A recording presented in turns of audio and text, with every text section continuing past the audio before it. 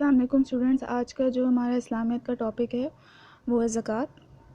تو سب سے پہلے زکوٰۃ کے جو ہے وہ ہم معنی و مفہوم دیکھتے ہیں کہ وہ کیا ہے۔ زکوٰۃ کے لفظی معنی ہیں پاک ہونا، نشوونما پانا اور بڑھنا، مطلب یہ کہ مال کی طہارت و پاکیزگی، مال کا بڑھنا، اس کو ہم زکوٰۃ کہتے ہیں۔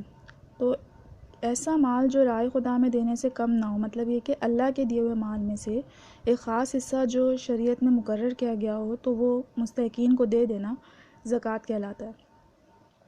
اب ہم آتے ہیں زکوٰۃ کی فرضیت کی طرف کہ زکوٰۃ پہلے ہم یہ دیکھیں گے کن لوگوں پہ فرض ہے۔ زکوٰۃ جو ہے وہ ہر عاقل، بالغ، سمجھدار اور ایک آزاد مسلمان پہ جو ہے وہ فرض ہے۔ تو اس زکوٰۃ جو ہے وہ اسلام کا جیسے کہ چوتھا اہم رکن ہے۔ تو قرآن کریم میں اکثر جگہ نماز کے حکم کے فوراً بعد جو ہے اسی رکن پر عمل کرنے کی تاکید کی گئی ہے۔ زکوٰۃ جو ہے جیسے کہ اسلامی نظام حکومت کو اور معیشت اور معاشرے کو جو ہے وہ استحکام پہنچانے کا جو ہے وہ ایک مؤثر ذریعہ ہے۔ اللہ تعالیٰ نے قرآن مجید میں زکوٰۃ کا مختلف مقامات پر جو ہے وہ تقریباً 33 مرتبہ جو ہے وہ ذکر کیا ہے۔ تو اس سے ہی جو ہے ہم اس رکن کی اہمیت و ضرورت کا جو ہے وہ بخوبی اندازہ لگا سکتے ہیں۔ جیسے کہ سورہ بقرہ میں اللہ تعالیٰ نے ارشاد فرمایا، اے ایمان والو، اس پاک مال میں سے جو تم کماتے ہو اور جو ہم نے تمہارے لیے زمین سے نکالا خرچ کرو۔ اسی طرح سورہ توبہ میں اللہ تعالیٰ نے ارشاد فرمایا، ان کے مالوں سے صدقہ وصول کر کے انہیں پاک بنائیے اور ان کا تزکیہ کیجیے۔ یہ تو ہو گئی زکوٰۃ کی فرضیت۔ اب ہم یہ دیکھیں گے کہ زکوٰۃ کی فرضیت کی بھی چند شرائط ہیں، وہ کیا ہیں کہ زکوٰۃ سب سے پہلی یہ ہے کہ زکوٰۃ کے مال پر جو ہے وہ پورا سال گزر گیا ہو۔ تو ایسا مال جس پہ پورا سال گزر گیا ہو اس پہ زکوٰۃ فرض ہے، زکوٰۃ جو ہے وہ اس پہ دی جائے گی۔ پھر ہے کہ وہ شخص جو ہے جو بھی جس مال سے بھی وہ زکوٰۃ دے رہا ہے وہ مال جو ہے اس کے قبضے میں ہو۔ تیسرا یہ کہ وہ شخص مقروض نہ ہو۔ چوتھی یہ ہے کہ وہ مال جو ہے اس کی حاجات اصلیہ سے فارغ ہو۔ حاجات اصلیہ کیا ہے؟ حاجات اصلیہ جو ہے وہ انسان کی اس میں بنیادی ضروریات آ جاتی ہیں، رہائش، کپڑا، مکان، روٹی، یہ سب چیزیں جو ہیں وہ حاجات اصلیہ میں آتی ہیں۔ تو اگر وہ مال حاجات اصلیہ سے فارغ ہے تو اس مال پہ بھی زکوٰۃ فرض ہے، زکوٰۃ جو ہے اس میں سے دی جائے گی۔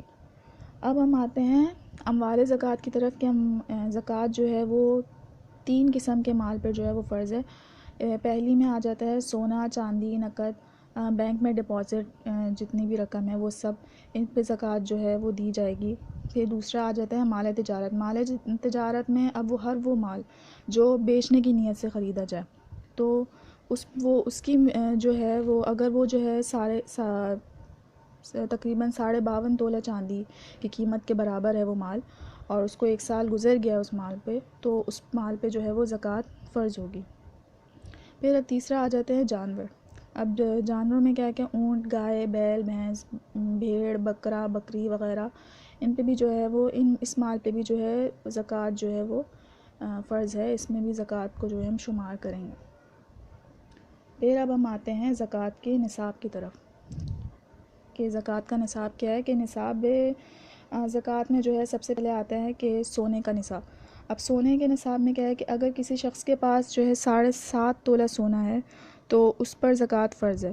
اس طرح سے چاندی کا نصاب میں آتا ہے کہ اگر 52.5 تولہ چاندی ہو تو اس پر بھی زکوٰۃ فرض ہے۔ پھر آتا ہے نقد مال۔ نقد مال کا نصاب کیا ہے کہ اگر کسی کے پاس 52.5 تولہ چاندی کی قیمت کے برابر کوئی بھی نقدی وغیرہ موجود ہو اور وہ نقدی جو ہے وہ حاجات اصلیہ سے فارغ ہو تو سال گزرنے پر اس پر بھی زکوٰۃ فرض ہے۔ اب جانوروں پر زکوٰۃ کا نصاب کیا ہے کہ مخصوص جانوروں پہ جیسا کہ میں نے بتایا تھا اموال زکوٰۃ میں کہ ان پہ بھی زکوٰۃ عائد ہوتی ہے۔ تو اگر 5 اونٹ ہیں تو ان پر 1 بکرا یا 1 بکری جو ہے وہ بطور زکوٰۃ دینی ہوتی ہے۔ دوسرا اگر 40 بکریوں پر 1 بکری زکوٰۃ میں دینی ہوتی ہے، اور اگر 30 گائے یا 30 بیل، 30 بھینس وغیرہ جو ہیں تو ان پہ بھی جو ہے 1 بچڑا جو ہے بطور زکوٰۃ دینا ہوتا ہے۔